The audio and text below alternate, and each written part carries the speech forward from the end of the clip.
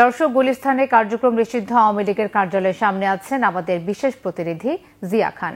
সরাসরি যুক্ত হচ্ছে তার সঙ্গে। জিয়া, গুলিস্তানের সবশেষ পরিস্থিতি কি, আর রাজধানীর সার্বিক চিত্র আমাদের জানাবেন। ধন্যবাদ মিথিলা। আপনি যেমনটা বলছিলেন যে আজ প্রায় 1:15টার দিকে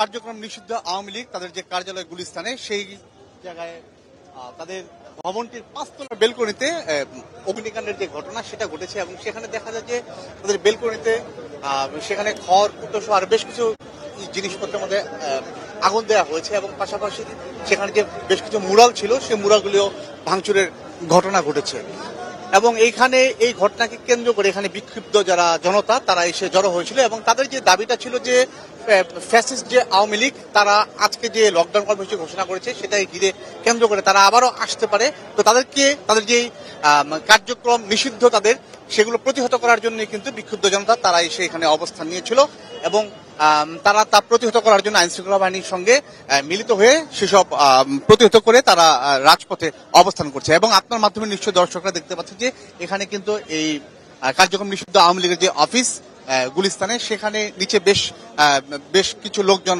এখানে রয়েছে এবং এই ঘটনায় কেন্দ্র করে কিছু সাময়িক পরিস্থিতি কিছুটা উত্তেজনা দেখা দিলেও পরবর্তীতে পরিস্থিতি স্বাভাবিক রয়েছে। অর্থাৎ বড় কোনো ধরনের অপ্রীতিকর ঘটনা এই আজকের যে লকডাউনকে কেন্দ্র করে এখন পর্যন্ত ঘটেনি। এছাড়া রাজধানীর বিভিন্ন এলাকা যেমন মিরপুর কিংবা পল্টন সহ শাহবাগ বিভিন্ন এলাকায় আমি ঘুরেছি, সেসব জায়গাগুলিতে কিন্তু বড় কোনো ধরনের অপ্রীতিকর ঘটনা বা পরিস্থিতি এখন পর্যন্ত ঘটেনি।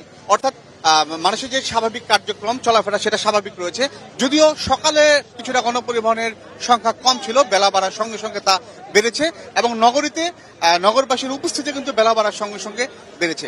এছাড়া আইন শৃঙ্খলা বাহিনী তারা বিভিন্ন জায়গায় চেকপোস্ট বসিয়েছেন, তারা তল্লাশি কার্যক্রম চালিয়েছেন।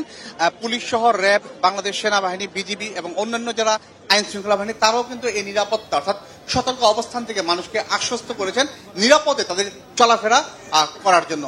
এছাড়া ডিএমপির পক্ষ থেকে আমাদেরকে জানানো হয়েছে যে মিরপুর থেকে ককটেল সহ তারা কয়েকজনকে গ্রেফতার করেছেন। এছাড়া আর বড় কোনো ধরনের খবর এখন পর্যন্ত আমরা পাইনি। তো এই ছিল আজকের রাজধানীর চিত্র। আর কোনো খবর বা তথ্য থাকলে আপনার মাধ্যমে আমরা দর্শকদের জানিয়ে দিব। মিথিলা। জি, আপনাকে ধন্যবাদ।